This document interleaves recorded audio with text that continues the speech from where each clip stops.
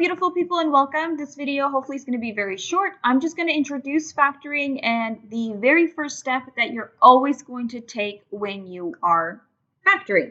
As always, if I make a mistake, please let me know where the mistake occurs so that way we may both learn from my mistake. So what is factoring? So for example, if we have a multiplication problem, x plus 3 times x minus 5. So this is a binomial times a binomial. That just means there's two terms in a bubble and two terms in a bubble. And they're asking us to multiply. So what do? You can do FOIL, you can do the box method, up to you. Let's do the box method. So we have x, we have plus 3, then we have x minus 5. That's x squared. We have x plus 3, we're multiplying, so that's 3x. We have negative 5x, and then we have negative 15.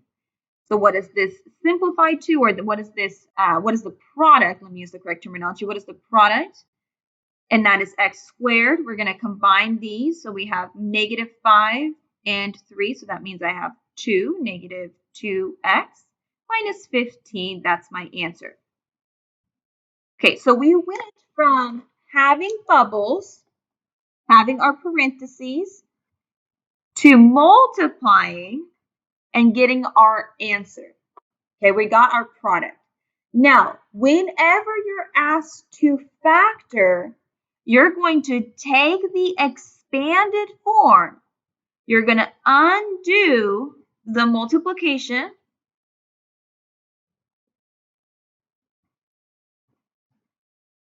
to get the factored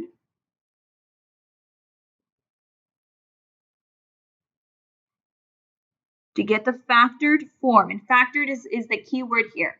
So we're going to undo the multiplication. So how do you undo the multiplication? Those are your factoring steps, or those are your factoring tools. There's many different tools that we're going to be covering to know how to undo these multiplication answers. So how do we undo this? This is expanded form. We want it in factored form. Factored form is going to be with your bubbles before you multiplied. So you're going to have something times something, and then you're going to know what that something is inside. So in this case here, we know what those somethings are. So for this question, the factored form is your x plus 3 times x minus 5. This is your answer for your factored form. This is your question, and it's going to ask you factor. This is your answer in factored form. All right, let's talk about the introduction step number 1 that you're always going to do no matter what. Always, always, always do that. Now, you don't always have this, but you always need to check. So let me separate this out, and my pen is dying, as you can see. That one belongs to the trash. So let's do step number 1. And that's always check for a GCF, greatest common, and here's our favorite word again, factor. Basically, for step number 1, you're going to ask yourself, is there anything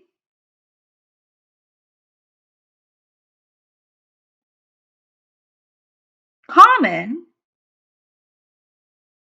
I can pull out? And this common you can pull out from each term.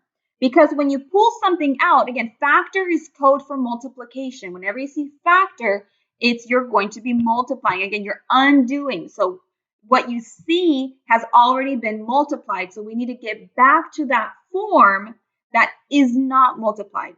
Okay. So is there anything common that I can pull out from each term? For example, let's do an example, and then we'll wrap some of these up. For example, let's try something a little bit. That pen is dead. Almost use the same pen.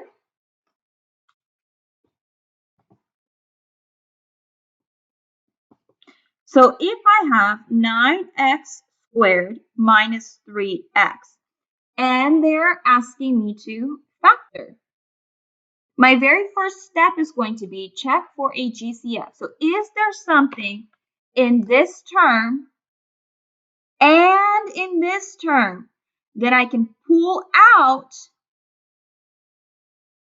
and then leave the rest behind? Well, I noticed that in my very first term, I have a 9 and an x, two of them. And then in my second term, I have a 3x. So what I really have here is 9 times x minus 3x. But I can rewrite 9, right? I can say 9 is 3 times 3. And you don't have to do this. I'm only going to do this in one example. So what do I have in both terms that I can pull out? Well, I can pull out a 3 because both terms have a 3. And I can pull out 1x because both terms have an x. So this would look like 3x times something.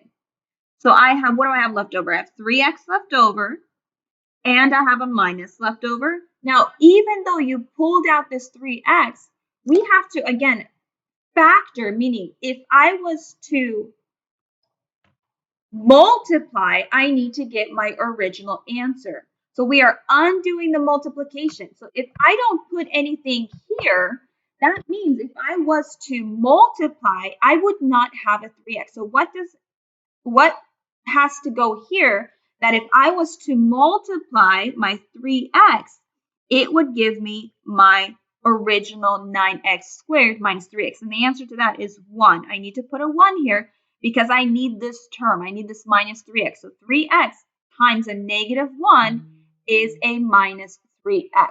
And so this is your answer on here.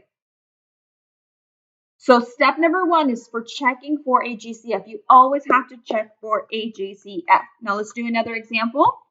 Maybe do 2 more examples of a GCF, and then we'll call it good for this video. Example 2. Let's do one with more terms. So I have 4b cubed plus 2b squared plus 8b. So pull out what is common in each term. So I know that I have a b. I have 3 b's here, right? Because the exponent is 3. I have 2 b's here because the exponent is 2. And I have 1 b here because the exponent is 1. Again, 1 is a hidden exponent. It is there, but mathematicians are lazy, so we're not going to write it. So what else do we have? Well, I have a 4, a 2, and an 8. I know that a 4 is 2 times 2. I know that a 2 is 2 times 1, and I know that an 8 is 2 times 4. So that means that I also have a 2 in each term that is common. So what can I pull out? I can pull out a 2, so I can get rid of a 2. And then here I can get rid of, what's the b's that I can get rid of? Well, I have 3 b's, 1, 2, 3. I have 2 b's, 1, 2, and I have 1 b. So what is common for each? Oh, that's 2 b's. We want 1 b. What is common for each? Well, I have a b here, 1 b. I have another b here and another b here. I cannot remove more than 1 b because this b only has one of them here. So if I wanted to remove 2 b's, I don't have 2 b's in this term. I only have 1. So what am I removing? I'm removing 2 and I'm removing a b. And then in your bubble, you're going to write what is left over. So what is left over? 2 is left over and b squared because I have 2 b's. Then I have 1 left over plus 1 left over with 1 b. And then I have 4 left over with no b's. So this b was canceled, this b was removed.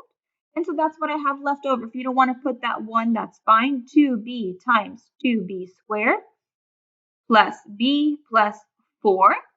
And then, you guys, this is where the true fun begins. This bubble right here, after you have done step number 1, so step 1, and that is GCF. After this, your step number 2 We won't do it in this video. Continue factoring if possible. And that means this bubble needs to be factored if you can. Now, sometimes you can't factor. Sometimes these things are prime. We're going to learn other ways to factor later on. But if it's possible to continue factoring this, you must factor it all the way down to its each individual bubbles. So that way you can check your multiplication and go backwards. Factoring is just going backwards. We're going from expanded form into a pre-multiplied form, a factored form. Do one more GCF and then call it good. So example 3. Let's do this one. 2x squared y minus 2xy. Again, what is common in each term? I'm going to not write it out like I've been doing. I see a 2 in each term. I see an x in each term. And I see a y in each term. So again, what am I pulling out? I'm going to pull out a 2. I'm going to pull out an x. Now there's one x left over. I have 2 x's here, so I know I'm going to have one x left over. And I'm going to pull out a y. There's always going to be something in a bubble. Again, you're pulling this out because you're undoing this multiplication. 2xy was multiplied by something. What was it multiplied by? It was multiplied by an x, because I have one x left over, and it was multiplied by, if there's everything has been pulled out, you're going to multiply by -1. Because if I was to distribute, I have 2xy times x, and I have 2xy times -1. So if I was to multiply, this is 2x squared y minus 2xy, and this gives me the original question. This is not the answer. This is checking your work. So what is the answer when they're asking factor? And that's going to be this. This right here is your answer. So this is your factored form. This is, hey, if I didn't multiply, what would be my original problem? This is, hey, this is what I did have after I multiplied. This is what I have before I multiplied. And we want this before multiplied. All right, beautiful people, that wraps up this video. Please continue watching my next video for your guess and check method. Bye.